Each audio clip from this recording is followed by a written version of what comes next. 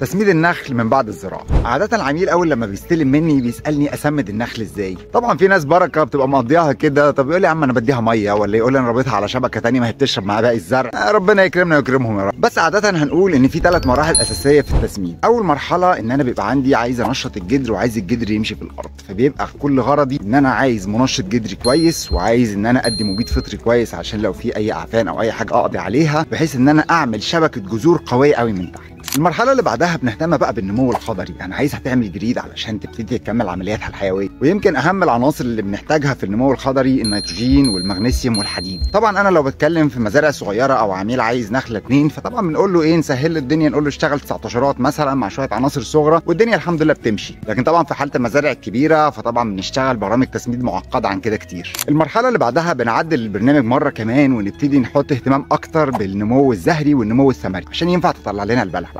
لو حابين اعمل لكم حلقات تانية عن التسميد في النخل ونعقد الموضوع اكتر شويه، مفيش مشكله، اكتبوا لنا تحت في الكومنتات او ابعتوا لنا على رسائل الصفحه، وان شاء الله باذن الله نعمل لكم حلقات تانية كتير باذن الله تفيد. المهم تابعونا الفتره الجايه، الفيديوهات باذن الله كلها قويه ومليانه وفيها تفاصيل كتير باذن الله تعجبكم. مش عايز اطول عليكم اكتر من كده، ولو في اي حاجه بقى ما تنسوش تكلمونا او تبعتوا لنا على الصفحه او على الواتساب، وان شاء الله نكون في خدمتكم. يلا يا خدمات، رمضان كريم عليكم، السلام عليكم.